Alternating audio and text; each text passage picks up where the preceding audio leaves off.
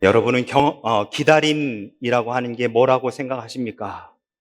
여러분, 기다림이란 어떤 대상이나 상황이 그리고 나타나거나 그 일이 이루어지기를 바라면서 시간을 보내는 것을 우리는 기다림이라고 합니다. 그런데 단순하게 시간을 보내는 것만이 기다림이 아니라 그 시간 동안 기대와 희망, 때로는 불안과 초조함을 함께 느끼면서 특정 목표나 결과가 이루어지기를 기다리는 이 모든 과정을 우리는 기다림이라고 이야기하지요. 참 재밌는 것은 이 기다림 안에 지금 제가 말씀드린 것처럼 기대나 소망이라고 하는 긍정적인 감정도 존재하지만 반대로 불안과 초조라고 하는 부정적인 감정도 함께 공존한다는 것입니다. 더 재밌는 것은 어떠한 상황에 의해 긍정적인 감정이 나타나고 또 다른 상황 속에서 부정적인 감정이 나타나는 것이 아니라 하나의 동일한 상황 안에서 이 긍정적인 감정과 부정적인 감정이 동시다발적으로 일어난다라고 하는 것이 이 기다림의 매력이 아닐까라고 하는 생각을 해보게 되어집니다. 그러면 여러분, 어떤 상황에서 이 기다림은 기대와 소망이 되고 어떤 상황에서 이 기다림이 불안과 초조가 될까요? 우리는 이 기다림의 이 시간 속에 서로 우리는 예수를 믿는 사람이기에 하나님이 행하시는 일들을 늘 기다리며 살아갑니다. 그런데 이 기다림의 시간이 내 시간과 내 스케줄 속에 하나님이 일하시기를 기다리면 그 안에서는 불안과 초조라고 하는 감정이 싹트게 되어 있습니다. 내 시간과 내 계획, 내 스케줄 속에서 하나님이 행하시기를 기다리고 있다라고 한다면 우리는 거기에 반드시 의심이라고 하는 것이 싹트게 됩니다. 그런데 반대로 하나님의 계획과 하나님의 일정 속에 내가 들어가면 그 안에서는 의심이나 두려움 혹은 불안과 초조가 아니라 기대와 소망이 그 안에 담겨져 있게 된다라고 우리는 그렇게 이야기할 수 있습니다. 오늘 본문은 누가복음 12장 22절에서부터 예수님께서 그 제자들에게 말씀해 주시는 내용이 되어집니다. 그런데 오늘 본문 32절에서 보면 예수님께서는 제자들을 부르시며 뭐라고 하시냐면 적은 무리여 라고 아주 친근하고 애정 어린 표현을 하고 계십니다. 그런데 여러분, 여기서 이 적다라고 하는 말은 우리가 적다는 말의 반대말은 많다는 말이지요. 작다는 말의 반대말은 크다는 말입니다. 즉 적다는 말은 그 수효의 많고 적음을 의미하는 것이지요. 그런데 여기서 말하는 적은 무리여라고 하는 말에서 이 적다는 말은 단순하게 숫자를 말하는 것이 아니라 세상의 권세나 아니면 사회적 영향력이 보잘것없는 처지에 있는 사람들, 즉 당시에 예수님께 부름받기 전 대부분 어부였었던 가장 낮은 직군에 속해 있었던 바로 그 어부들이었었던 바로 이 사람들을 향해 적은 무리여 라고 그렇게 예수님께서 지금 부르고 계시는 것입니다. 그러면 여러분 이렇게 한번 생각해 보시죠. 이 적은 무리인 예수님의 제자들, 즉 어부 출신인 대부분인 이 예수님의 제자들은 평생토록 예수님께 부름받기 이전까지 그들의 삶 속에서 그들이 가장 큰 이슈, 삶의 이슈가 도대체 뭐였었을까요? 그 사람들이 가장 삶 속에서 추구하며 살았었던 것, 이 적은 무리인 예수님의 제자들, 어부가 대부분이었었던 이 예수님의 제자들이 그때까지 추구하며 살았었던 것은 도대체 뭐였었을까? 22절 말씀에서 우리는 그 해답을 찾아볼 수 있습니다. 22절에 보면 너희 목숨을 위하여 무엇을 먹을까? 몸을 위하여 무엇을 입을까? 염려하지 말라라고 말씀하고 있습니다. 무슨 말이냐? 이 어부 출신이 대부분이었던 예수님의 제자들은 예수님께 부름받기 직전까지 그들의 삶의 가장 큰 이슈와 문제는 뭐였느냐? 먹고 사는 거였습니다. 오늘 아침을 먹었으면 이따가 점심을 어떻게 먹지? 점심을 해결하면 이따가 저녁은 무엇을 가지고 먹어야 되지? 라고 걱정하고 근심하며 살아갔던 사람들이 대부분이었었던 것이지요. 여러분, 오늘날에야 너무 먹을 것이 많으니까 그 메뉴판을 쫙 펼쳐놓고 오히려 그거 놓고 무엇을 먹을까, 무엇을 마실까 근심하고 있지 않습니까? 그런데 당시에는 먹을 것이 없어. 오늘 점심을 먹으면 이따가 저녁은 또 뭘 어떻게 해서 먹어야 되나 라고 했었던 것, 그 근심과 걱정이 바로 이 사람들의 인생의 최고의 이슈였었던 것입니다. 그러니 이 제자들은 예수님의 말씀을 들으면서도 심지어 자신들의 생업이었던 그 그물을 버리고 예수님을 따랐음에도 불구하고 늘 먹거리 걱정, 끼니 걱정이 계속되었었던 게 바로 이 제자들입니다. 우리가 너무 잘 알고 있었던 이 벳세다 광야에서 예수님께서 5천 명을 먹이신 그 사건도 예수님께서 한참 동안 말씀을 증거하고 계시니 어떤 때가 됐어요? 먹거리 끼니 때가 되었어요. 그러니까 제자들이 이 끼니 걱정을 합니다. 예수님, 많은 사람들이 뭐예요? 배가 고픕니다 라고 예수님께 이야기합니다. 그랬더니 예수님이 그래? 라고 하시며 그제서 당신은 전혀 걱정하지 않았었던 그 먹거리에 대해서 그 소년이 가지고 있는 도시락을 가지고 오라 라고 그렇게 말씀하게 되시죠. 예수님은 29절에서 이렇게 말씀하십니다. 너희는 무엇을 먹을까 무엇을 마실까 하여 구하지 말며 근심하지 말라 라고 말씀하십니다.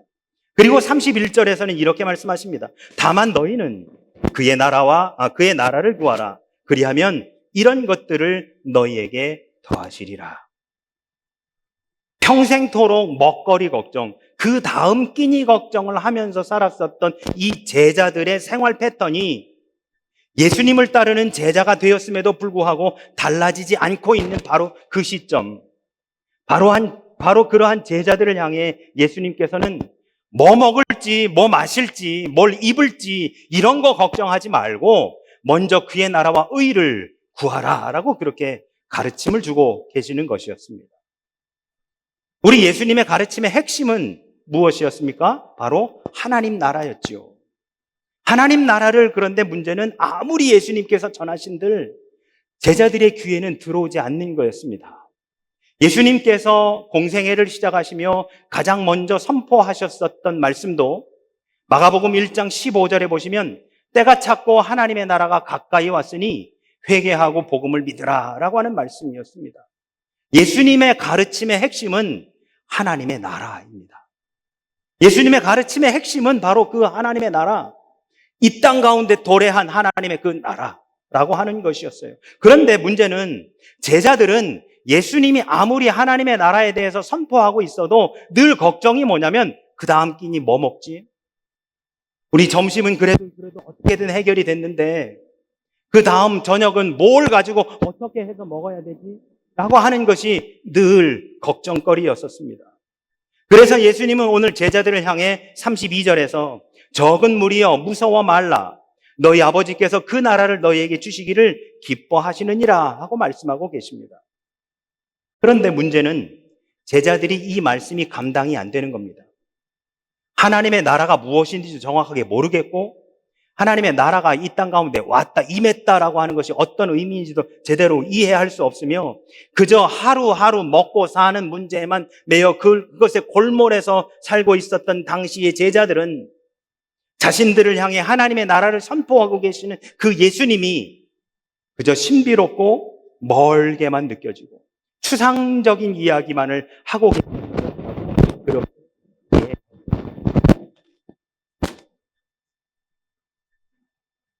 이게 예수님은 이렇게 말씀해 주십니다. 너희 소유를 구제하여 낡아지지 아니하는 배낭을 만들라. 다함이 없는 보물이니 거기는 도둑도 가까이 하는 일이 없고 좀도 먹는 일이 없느니라. 하루하루 먹고 살기 급급했던 당시의 제자들을 향해서 그 돈으로, 그 보물로 하나님의 나라를 위해 낡아지지 아니하는 배낭을 만들라고 하시는 바로 이 말씀. 그러면서 예수님은 34절에서 이렇게 말씀하십니다. 너희 보물이 있는 곳에 너희 마음도 있으리라. 이후 예수님은 35절 이하에서 제자들에게 깨어 기다릴 것을 교훈해 주고 계시는데요. 36절에 보시면 예수님께서 한 비유로 말씀하십니다. 36절입니다. 너희는 마치 그 주인이 혼인집에서 돌아와 문을 두드리면 곧 열어주려고 기다리는 사람과 같이 되라. 여러분, 제가 한번 말씀드린 적이 있습니다만 이스라엘 사람들, 유대인들은요, 결혼잔치를 언제 하냐면 소위 퇴근 시간 이후 밤새도록 혼인잔치 그 파티를, 결혼식 파티를 합니다. 그래서 우리로 이야기하면 6시부터 그 다음날 6시까지 밤새도록 즐기고 먹고 마시고 놀고 파티를 하는 거예요. 그러던 중에 각 개인의 사정에 따라서 먼저 집에 가고 좀 나중에 가고 이렇게 좀 달라지는 것이지요. 어떤 주인이 집에 돌아오는데, 밤에 오는데, 여러분 오늘에야 도어락이 있고 열쇠가 있어서 문이 잠겨 있어도 밖에서 열 수 있습니다만, 당시에야 안에서 빗장을 걸어버리면 집 주인이 아니라 집주인 할아버지가 돼도 밖에서 열 방법이 없는 거예요. 그러니 결혼식, 이 혼인 예식이 있어서 거기에 잔치에 참여하는 사람은 오늘 내가 그렇게 늦게 언제 들어올지 모르니까 좀 깨어 있으라고 종에게 이야기를 하고, 그리고 저녁에 가서 그 혼인잔치에 참여하게 되어지는데요. 자기 스스로도 언제 자기가 집에 올지 모르는 거예요. 그러니 집에 있는 그 집 하인들은 이 주인이 언제 올지 모르기에 깨어서 기다리고 있어야 되는 겁니다. 그런데 그러한 사람들을 예수님 뭐라고 하시느냐? 37절에 보시면 주인이 와서 깨어있는 것을 보면 그 종들은 복이 있으리라 라고 말씀하십니다. 그렇게 깨어 있었던 종들이 복되다고 말씀하시는 거죠. 그런데 그 시간이 언제냐? 그들이 깨어 있었던 시간이 언제냐? 38절입니다. 혹 2경에나 혹 3경에 이르러서도 라고 되어 있는데요. 여러분, 유대인들은 밤 시간을요 총 4수로 구분합니다. 밤을 그들은 오늘로 이야기하면 저녁 6시부터 그 다음날 아침 6시까지를 밤이라고 하는데요. 이것을 4수로 나누어요. 그래서 저녁 6시부터 9시까지를 초경, 그리고 밤 9시부터 자정까지를 2경, 그리고 자정부터 새벽 3시까지를 3경, 그리고 새벽 3시부터 새벽 6시, 아침 6시까지를 4경이라고 그렇게 나누어서 이야기합니다. 그러니까 혹 2경이나 혹 3경이라고 하는 시간은 밤 9시부터 새벽 6시까지를 의미하는 거예요. 그런데 여러분 한번 이렇게 생각해 보세요. 밤 9시부터 새벽 3시까지 도대체 언제 온다고? 저도 여러분 싱가포르에서 살면서 라자다에서 주문을 하면 배송이 오는데요. 배송 온다고 문자 받는데 아침 9시부터 저녁 6시 사이에 집에 온대요. 이게 언제 온다는 거예요? 어떻게 기다려야 돼요, 이거 도대체? 한국은 굉장히 조금 정확하잖아요, 그런 것이. 근데 아침 9시부터 저녁 6시 사이에 오겠대요. 어떤 거는 12시부터 밤 8시 사이에 오겠대요. 이걸 기다려야 돼요, 말아야 돼요? 혹 2경이든 혹 3경이든 늦은 시간에 집주인이 돌아왔을 때 문을 열어주기 위해 종들의 일부는 깨어 있어야 된다라고 하는 겁니다. 그러면서 오늘 본문의 마지막 절인 40절에서 예수님은 이렇게 말씀하셔요. 그러므로 너희도 준비하고 있으라. 생각하지 않은 때에 인자가 오리라. 그러면 여러분, 우리는 여기에서 이제부터 오늘 우리가 읽은 말씀을 되짚어 다시 올라가 보려고 합니다. 그렇게 깨어서 기다려야 하는 주인, 생각지도 않은 때에 인자가 오리라 라고 말씀하신 바로 그 주인이 집에 돌아와 문을 두드리는 것, 그것을 기다린다라고 한번 생각을 해보셔요. 그러면 여러분, 언제가 될지 모르지만 그 집주인이 자기 집에 돌아와 문을 두드리기 위해서 깨어 있어야 하는 바로 우리들, 그러한 우리들이 맞이할 주인이 집에 돌아온다는 것은 우리에게 어떤 의미일까요? 여러분, 그 집주인이 집에 돌아온다는 것은 그 하인들에게 있어서 어떤 의미일까요? 이제 잘 수 있다는 거 아닙니까? 이제 안식을 누릴 수 있다라고 하는 거 아닙니까? 이제 마음 편하게 내가 자게 되었다라고 하는 것을 의미하는 것이 아닐까요? 언제 너희가 생각지 않은 때에 인자가 오리라라고 말씀하신 바로 그 예수님이 이 땅 가운데 이미 오셨다라고 하는 것은 우리에게 짐이나 아니면 그분을 깨워서 기다려야 된다는 의무가 아니라 그분이 오셨다라고 하는 것은 우리에게 복음입니다. 여러분, 복음은 세상이 말하는 명언이나 조언이 아닙니다. 복음은 어떻게 살아야 하나님을 만나는지, 복음은 어떻게 행해야 그 주인이신 예수님께서 집에 찾아오시는지를 알려주는 말씀이 아닙니다. 복음은 그분이 이미 우리 가운데 오셨고 집에 찾아오셨으며 이미 문을 두드리고 계심을 말씀해 주시는 것이 복음입니다. 우리를 위해 우리 가운데 오셨고 우리와 함께 하시며 우리의 죄를 위해 그분이 십자가에 달려 죽으셨다라고 선포하는 것, 그리고 알려주는 바로 그 소식이 복음인 것이지요. 그러므로 여러분, 복음으로 살 수 있다는 것은, 복음 가운데 거할 수 있다는 것이 우리에게 은혜가 되는 것입니다. 그것은 우리에게 주어진 가장 아름다운 축복이며 선물이 되어지는 것이지요. 그러면 여러분, 그 주인이 오시기를 기다린다는 것은 우리에게 어떤 의미입니까? 혹 2경이나 혹 3경에 올지도 모르는 그 주인을 기다린다는 것은 어떤 의미일까요? 여러분, 여기에서 군에 다녀오신 분들 혹은 군복무 하신 분들을 이렇게 경험해 보시고 말씀 들으신 분들은 아시겠지만, 밤에 불침번 설 때 가장 힘든 시간, 가장 이 시간에 걸리지 말았으면 좋겠다라고 생각되는 시간이 언제냐면 새벽 1시부터 4시까지입니다. 왜냐하면 여러분, 그 시간에는 다들 깊이 잠들 시간이거든요. 그러니까 불침번을 서기 위해 2시간 불침번을 선다면, 예를 들어서 2시부터 4시까지 불침번을 선다고 가정해 보시면 2시 땡하고 일어나는 게 아니에요. 한 1시 한 40분쯤 깨워주면 일어나 군복을 갖춰 입고 총을 메고 철모를 쓰고 내가 불침번을 서야 되는 곳까지 이동해서 거기서부터 딱 2시부터 시작이 되는 겁니다. 그리고 4시에 시작하지요. 누군가가 와가지고 교대를 해주면 내려가서 4시 조금 넘어 그 복장을 다 해체하고 다시 잠자리 들어 잠이 들기까지 4시 반, 그러니까 전후 좌우로 한 30분씩이 더 시간이 필요한 거죠. 그러니 여러분, 2시부터 4시까지 불침번을 쓴다는 것은 거의 날밤을 새운다는 거예요. 2경이나 3경은 모두가 다 깊이 잠들어 있을 시간입니다. 그 시간에 혼인잔치를 즐기던 집주인이 집으로 돌아온다면, 그리고 그 주인을 깨어 맞이해야 한다면 아마 그 종들은 날밤을 새워야 되는 상황에 놓여 있을 겁니다. 그러면 그 종들에게 그 시간에 깨어 있다는 것은 어떤 의미일까요? 그 주인이 오시기를 기다리기 위해 깨어 있는다는 것은 그 종들에게 어떤 의미일까요? 주인이 자신을 괴롭힌다고 생각할까요? 아니면 소위 갑질을 한다고 생각할까요? 왜 굳이 이 시간에 집으로 와서 우리가 잠도 못 자게 해라고 하며 불평과 원망을 갖게 되지는 않을까요? 여러분, 주인이 돌아오는 것이 은혜 아니던가요?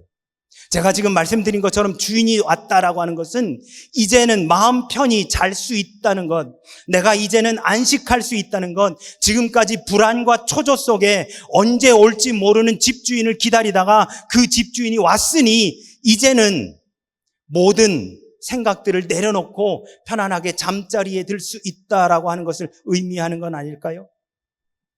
주인이 집으로 돌아왔다는 것은 그 주인을 기다리던 하인에게 있어서는 은혜고 축복이 되는 것입니다. 우리 예수님이 죄에 매여 종되었었던 우리를 위해 이 땅에 오시어 십자가를 지심으로 말미암아 우리가 죄로부터 해방되고 하나님의 종된 것이 우리에게는 은혜요 축복인 줄로 믿습니다. 로마서 6장 22절 사도 바울은 이렇게 말씀합니다. 이제는 너희가 죄로부터 해방되고 하나님께 종이 되어 거룩함에 이르는 열매를 맺었으니 그 마지막은 영생이라. 바로 이것이 복음입니다. 우리에게 영생을 주시기 위해 이 땅에 오신 예수 그리스도를 맞이하기 위해 평생토록 먹거리 걱정을 하며 그 다음 끼니를 걱정하며 살았었던 이 생활 패턴을 버리지 못했었던 제자들을 향해, 그리고 바로 오늘 우리들을 향해 무엇을 먹을까 무엇을 마실까가 아니라 먼저 그의 나라와 의를 구하라고 말씀하시는 것, 그것이 바로 오늘의 본문이 되었다는 것이죠.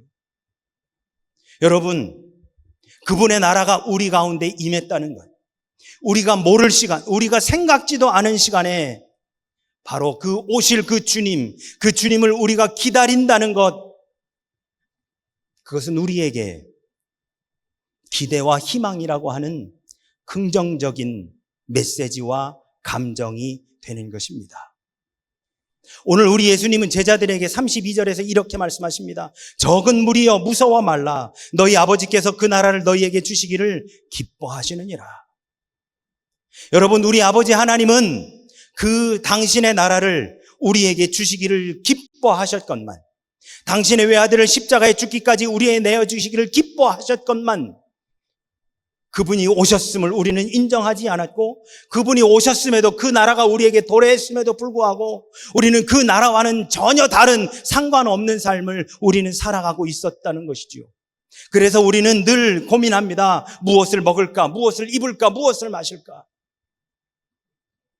하나님은 이 땅에 하나님의 백성이라고 하는 우리들, 예수님의 자녀라는 우리들, 하나님의 나라에는 관심 없고 그저 우리의 목숨을 위하여 무엇을 먹을까, 몸을 위하여 무엇을 입을까를 영명하고 걱정하며 평생을 살아가고 있는 우리의 모습들 속에서 하나님의 나라가 도래하는 것에 대해, 그분이 이 땅 가운데 오신 것에 대해, 주인이 오셔서 문을 두드리는 것에 대해서 아무런 관심 없이 살아가고 있는 우리들. 그러니 여러분, 그분을 기다리는 것이 우리에게는 무서운 일 아닙니까? 그분을 기다리는 것이 우리에게는 불안하고 초조한 일이 아닐까요? 그분의 오심은 우리가 죄에서 노임을 받았다는 선포인 줄로 믿습니다. 하나님의 나라가 이 땅에 도래했다는 것은 우리가 더 이상 죄의 종이 아닌 하나님의 자녀가 되었다는 선언인 줄로 믿습니다. 우리 영광의 성도 여러분, 우리들 대부분은 성경의 말씀을 지식 습득의 과정으로 여기는 경우가 참 많습니다. 그래서 성경을 읽으면 지식적으로만 이해하고 기억의 영역에 저장해 두려고 하는 경향을 많이 보입니다. 그러다 보니까 여기 예전에 읽었었는데 왜 기억이 안 나지? 왜 여기 읽었었는데 왜 기억이 안 나지? 또 어떤 분들은 너무 잘 기억하셔서 그것에 대해 술술술술 이야기하시는 분들도 있습니다. 문제는 이렇게 성경의 말씀을 지식 습득의 과정으로만 여기기 때문에 그 복음이 우리의 삶을 변화시키질 못합니다. 복음이 내 삶에 아무런 영향이 없습니다. 예수님과 상관없는 삶을 살게 됩니다. 그저 먹고 사는 것에만 초점이 맞춰져 있을 뿐 복음하고 나하고는 아무런 관계없는 삶을 살아갑니다. 우리의 기억의 영역에만 저장되어 있을 뿐 그것이 끄집어내어져 나의 삶을 촉촉히 적시지 못하는 삶을 우리는 살아갑니다. 그러나 복음이 나에게 보물이요, 복음이 나의 생명으로 여기는 이에게는 복음으로 인해 살아가는 은혜가 넘칠 줄로 믿습니다. 33절에서 예수님은 제자들에게 이렇게 말씀하십니다. 너희 보물이 있는 곳에는 너희 마음도 있으리라. 우리를 죄에서 건져주시기 위해 이 땅 가운데에 오셔서 십자가를 지신 주님, 그 주님을 온전히 바라보며 나가는 그 삶이 진정한 기쁨이요, 진정한 감사요, 진정한 축복의 삶인 줄로 믿습니다. 그분이 오셨든 오시지 않든, 그 나라가 도래했든 그렇지 않든 상관없이 나는 또다시 무엇을 입을까 무엇을 마실까 염려하고 살아가면 결국 그분이 이 땅 가운데 오셨지만 영접하지 아니하는 사람하고 똑같은 삶이 아닐까요? 그래서 요한복음 기자는 요한복음 1장 12절에서 이렇게 말씀합니다. 영접하는 자, 곧 그 이름을 믿는 자들에게는 하나님의 자녀가 되는 권세를 주셨노라. 여러분, 기다림은 믿음의 영역입니다. 기다림은 우리의 믿음의 영역입니다. 내 시간 속에 하나님의 일하심을 갖다 놓으면 의심의 영역이 되어지지만 하나님의 시간 속에 내가 들어가면 믿음의 영역이 되어지는 것이지요. 언제 오실지 모르는 그분을 기다리는 내 시간 속에 그분을 갖다가 맞추면 그 안에서는 의심만 일어날 뿐이지만 하나님의 시간 속에 내가 들어가면 언젠가 이루어질 바로 그 하나님의 나라, 아니 이미 도래하고 이미 이 땅 가운데 오신 하나님의 나라와 예수 그리스도로 말미암아 우리는 그 안에서 기뻐하고 감사하며 또한 은혜를 충만히 누리게 될 줄로 믿습니다. 이 믿음의 고백이 우리 가운데 충만히 넘쳐나 그 복음으로 살아가시는 저와 우리 모두가 되시기를 예수 그리스도 이름으로 축원합니다. 아멘.